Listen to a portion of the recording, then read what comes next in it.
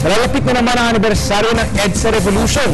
Pag-uunayin ni Xiao Chua ang pasyon ni Jesucristo at ang EDSA Revolution sa Showtime. Ako ay Pilipino. Makasaysayang araw po. It's Showtime! Ilang araw na lamang mula ngayon, atin ang ipagdiriwang ang 27th anniversary ng himagsikang People Power o Kapangyarihang Bayan sa EDSA noong 1986. Kamakailan lamang noong February 8 to 9, ginanap sa Ateneo de Manila University ang isang konferensya na nagpupugay sa kontribusyon ng historiador na si Dr. Reynaldo Ileto at sa kanyang aklat na Passion and Revolution, Popular Movements in the Philippines 1840 to 1910. Bago ang panahon ni Sir Ray, ang mga historiador ay napako sa positibistang dictum, no documents, no history. Kaya puro politikal na kasaysayan ang lumilitaw gamit ang mga tradisyonal na batis at mga nakasulat na dokumento na siyempre sinulat ng mga edukado at elite.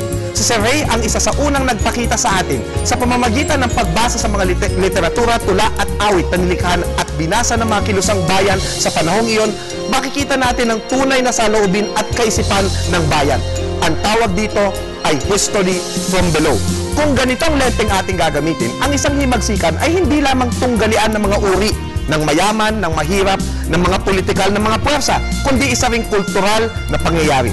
Dito natin naiintindihan na kaiba sa pagbasa ng mga Marxista na ang relihiyon ang opyo ng lipunan at nakakapagpapigil sa pagunlad ng tao, kung titignan ng kaisipan ng bayan, ang kanilang mga paniniwala ay instrumental pa nga upang palakasin ang kanilang loob at bigyan sa kanilang pakikibaka. Kung titignan, sa katipunan, hindi nawawala ang espiritualidad.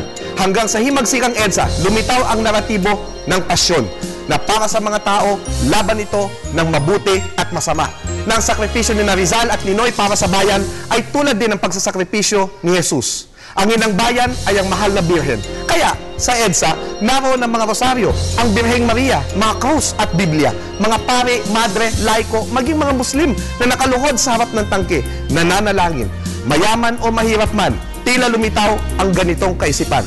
Nagbigay ako ng presentasyon sa nasabing komperensya ukol sa aking pag-aaral ng nagpapatuloy na tradisyon ng pagsasadula ng mga urban tour sa Metro Manila sa kalsada tuwing Pasko at mahal na araw. Sa panunuluyan, kanilang nakikita na matapos maghanap ang banal na mag-asawa ng mapagsisilangan kay Jesus, nakahanap din sila sa Kalbaryo sa kabila ng matinding pagdurusa at hilahil ng mahal na Panginoon. Matapos ang 3 araw, nabuhay din siyang muli. Nagbibigay ito ng mensahe na may pag-asa sa maralita ng disenteng tahanan at tunay na kaginhawaan. Kaya nagpapadayon at tuloy lamang sila na makibaka.